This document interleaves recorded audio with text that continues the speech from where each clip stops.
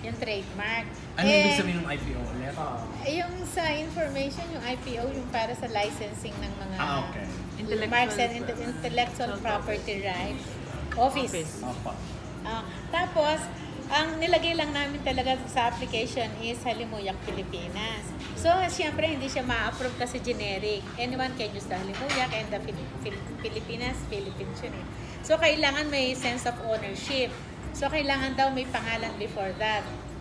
So, yung C at saka N, inano ko na lang sa anak ko. Yung C, yun ang pangalan ng eldest ko na babae. So, yung mga C codes, na product codes for women. Yung N naman, yung dalawang anak ko, na Nate at saka si Neil. So, initials ng mga bata. Kasi ito yung iiwanan kong negosyo sa kanila kasi gusto nilang magkaroon ng negosyo.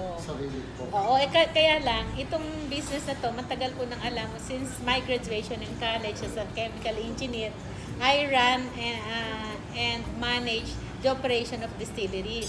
Yung distillery namin is ethyl alcohol. Ang ethyl alcohol is the only base that you are using USP grade for perfumeries. So from there, lahat ng exposure ko nasa gawaan ng cosmetics. Wala akong ibang maisip kasi until now, as a chemical engineer, nagtatayo kami, nagko-construct kami ng mga projects ko dealing with the construction of ethanol plants. So, syempre, nandun yung line ko. So, meron akong source ng raw materials na sigurado ko, hawak ko yung quality, hawak ko yung volume. So, lagi hindi tayo mawawalan kasi sa ating products sa Philippines. And we are also helping our farmers. Para kasi, pag cosmetic grades ang kinuha nating alcohol sa distillery, mas mataas ang presyo. Tapos, mataas din ang tax niyan. Tax base. So, makakatulong tayo sa mga farmers, makakatulong tayo sa collection natin as a taxpayer. So, lahat yan, compliant tayo. So, naisip ko lang na magtayo ng isang maliit na ganito kasi nga, may anak akong gusto mag-try mag-business. So, sabi ko para medyo alam ko yung yung quality, yung mga controls, etc. So, baka gusto mong mag-try ng yan, pabango nga. Kaya, naano ko na sa kanila ko kinuha yung CN Halimuyak Pilipinas. Sa ngayon, ilan po yung scents na Yun, yung walk us through with your... ang plano namin is to come up with 10 for the extract. 5 women, 5 men perfume. Ano ulit yung X? Ano yun? We Para call it ma-explain. ang extract is a word using which depicts a premium type of perfume. Kasi ang perfumes are on different categories, like for example for colognes, yun ang pinaka lowest grade ng perfume, no? Meaning when we say it's lowest grade, yung oil content niya, which is yung pinaka-actives niya, yung purity niya sa fragrance oil is mas maliit. So we have yung baby colognes, ganyan, splash colognes, less than 1% lang ang purity ng concentration ng fragrance oils. So when we go to colognes, ordinary colognes, we can come as high as 1 to 3%. No? Tapos from there, pwede tayong gumawa. From there is oud toilette, yung EDT. They call it EDT, yung katulad ng aficionado, ganyan, which is naglabas din kami. So that goes with 5% and up. So 5 to maybe 10%. So when it goes higher than 10%, we call it oud parfum. So that is EDP. So perfume grade na yon. Now, ang hindi halos naglalabas is this.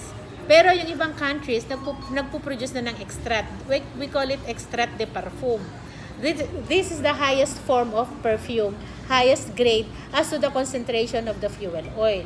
In other countries, they only get bottles which comes from 5 ml, mas maliit dito. This is 17 ml to 15 ml. Pero dito gumawa tayo, meron tayong 55 ml dito, pero maliit lang to, try lang. Usually packet size lang kasi you only mag-take ka ng spray or swab ng 3-5 drops. Magtatagal na yun kasi ang range ng oil nito should be more than 20 up minimum up to a maximum of 40%. So here wala itong tubig. Ang kailangan mong gamitin dito, highest form of alcohol, which should be ethyl. Food grade. So, pag nakuha mo na yon, ang classification nito, at saka you should be choosing Class A fine fragrances. para maganda siyang mag-blend. Tapos yun nga lang medyo mahal. So in the Philippines, wala pang gumagawa nito. So we started doing it. Kasi parang ang tingin ko, when we blend something new, it is for the Philippines. Yan, katulad ng mga batang katulad ni Clinton, mas na-enjoy nila. Kasi iba yung challenge sa kanila pag may bago. Di ba before pa meron ng kakalimuyak na sa kanila, bago pa po yan? Yes, meron tayo pero we only had EDT. Lower ang grade niya. Pero premium din yung EDT ginamit natin. Pero hindi siya masyadong nag-move kasi yung packaging maraming kamukha. So, tapos na po kayo mas magko-concentrate sa bagong packaging? Mas gusto sana namin kung ma-appreciate at kung matatanggap ng mga clients natin ngayon. Kung pag gusto lang namin magkaroon ng awareness na kahit cologne siya, pwede kang makakuha ng high grade na cologne. Depende always sa raw materials na gagamitin. Parang mamon. May mamon na 20 pesos. Mamon ng classification nun, di ba? Pero may bagong mamon, yung Japanese mamon, magkano yung 250, 550. Isang ganito. Pero inaamoy-amoy mo pa lang, amoy itlog na, masarap eh. So parang ganito din yon. Kahit pare-pareho silang cologne, sir, may cologne talaga na high grade. Yung iba po kababayan ng mga... Oo, masarap yung kabo, mas mura yung kabo. So yan po yung first class na Yan ang topmost na perfume grade na pwede nating introduce na bago. na kayo pa lang po gumawa sa Pilipinas. Yes. Sila Clinton, si Clinton pa rin po yung model. Endorser. Oo, sila pa rin. Sila Hindi pa po rin. kayo magbabawas. Depende. Siguro kung mag-expand tayo, mas madami, mas masaya, mas maganda. Sino po ang parang plano nyo? Di ba magkakaroon po kayo ng brand sa SM? Sino po parang balak yung kunin additional endorser? Sa ngayon, wala pa kaming naiisip na kung sino yung pwede naming Basta ang gusto lang natin ngayon, yung introduce muna yung test market muna to. Kaya nagpapa-assist nga kami sa inyo kung pwede nating ma-educate yung mga tao na sana naman, of course may mga mura. Yung mga iba, katulad yung Divisoria, hindi naman sa sinasabi natin, competitor natin, mababa yan. Pero we have to make sure na na-test nila yung raw mats nila. Meron ba yung mga standards, pumasabay yan sa FDA, compliant ba sila sa lahat? Kasi tayo, may factory tayo, compliant tayo lahat. Tsaka anong basis nila, ba't mababa ang presyo nila? Most likely, wala silang controls, wala silang standards. Ay yung nila, kung saan yung sources ng raw mats, may certificates ba sila, analysis, tama ba yung handling procedures nila, processing, etc. So, mahirap kasi. As a technical person, I'm chemical engineer, nasa construction ako, design, research and development, parang hindi ko nang pwedeng sacrifice yun. So, parang ang una sa amin is quality. Sa huli pa kami sa pricing. Mas gusto ko yung quality, introduce natin, maganda yung quality, ma-educate yung gumagamit. Kasi minsan nagtataka yung iba, once na in-spray nila, minsan hinihika. But don't you know, na katulad ng mga nangyari dati, share ko lang, kahit maliit lang, bandang, hindi ba may namamatay? Kasi yung ethanol na ginagamit nila dun sa, what do you call this, yung iniinom? Lambanog. Kasi may methanol content. Methanol content, akala ng iba ethanol. Magkaiba kasi yon. Ang methanol is toxic, carcinogenic. So, kung nakabili sila halimbawa kung saan yan na hindi natin alam saan nanggaling, fuel grade yon. So, kung fuel grade may methanol, hinalo nila kasi ang methanol walang amoy, na inom ng tao, kill yon. Ngayon, sa pabango, methanol ang ginagamit nila. Why? Half the price of ethyl alcohol ang methanol. Wala siyang tax. Solvent yon. So, pwedeng yun ang ginagamit na kalabas kung saan-saan dyan. I-spray mo, mamumula ka. Ma-ingest mo, kawawa ang lungs mo. Carcinogenic yun eh. So, I mean, ang ko lang, hindi pwedeng ganon. Kailangan meron talagang nag-i-exist. Na talagang legitimate, na talagang nag-undergo ng tamang controls, standards, etc. We can have a higher cost. Pero kung safe naman, di ba? Yun ang nagiging problema lang. Pero hindi pa rin kami nag-give up. Kaya, tinry namin mag-iba ng direction. So, ito na yung premium na pwede namin offer. Na proud to be Filipino-made. So, ibig sabihin, wala pong price yan? Meron kaming introductory price. Yung mga maliit. Pwede po natin 410 to eh. 410. Retail price po yan. Opo, retail. Yung mas malaki Malaki po po. ay 840. 840. The colognes. Ang colognes is 250. Kasi yung So yung pong gustong umorder, saan po sila makakabili? Meron kaming mga existing naman, sir, na Na store po. Na store. Pwede rin sa online po ba Stores? yan? wino-workout namin Lazada ditong Shopee. Tapos meron din kaming mga nag-go-online din kung sino yung gustong mag-resellers. Tapos pag may order na sila, saka lang sila pipick up. At siyempre, discounted rate na yung kanila. Kasi may commission sila eh. Para sa May mga, rebates. ano po, how would you describe yung smell? Kasi siyempre sa hindi nakaka-alam pa. Yung parang ano yung, marami po bang klase? ano ba? Or meron lang kayong signature? Yes, ang ginagawa kasi namin more of the young millennials. So, ang plano namin, pag hindi na, kumbaga hindi siya gumalaw, phase out ng phase out. So, every year may bago, every year may nawawala. Parang ganun. So, sa ngayon, yung mga ano namin, most kasi ang naging bestseller sa amin nitong mga nakaraan, kasi nag-active kami for bazaar, saka yung mga SEA Games, ganyan. Parang maganda yata yung nakuha namin direction for Jo Malone. Yung top selling namin, gano'n. Oo, more on the Complete, Jo. ano pa po yung kumanya sa mga panungan sa papango? Sa akin po yung favorite ko po yung syempre yung sarili ko pong babango. Yung ano po, N5 and C20. Yung N5 po is yung Invictus po. Tapos yung C20 po is Eclat po. Saan? Ay, Wala siya. Dito kasi luma yung packaging, Yung sir. bago na rin. Pero ilalabas din namin yung bestseller, dito namin ilalabas. With a new packaging already. Yes. Tsaka mas cheaper na siya. Tapos kasi, kaya siya cheaper, mas malaki yung volume. Opo. So sa mga currently interested po, saan sila pwedeng kumuha ng more information, contact info, or parang Meron ba kayong pinakamalapit na website? pwede? Meron din po. Ay nag-handle na lang. Okay. Nandun sa packaging. Sige. Paano pa? Hindi ko kabisado. Pero siya hindi pa siya, di ba maglagi pa po na kayo sa SM yan, sa mga room? Approve na kami for regular malls, kaya lang piniprepare pa namin yung design for approval ng kiosk.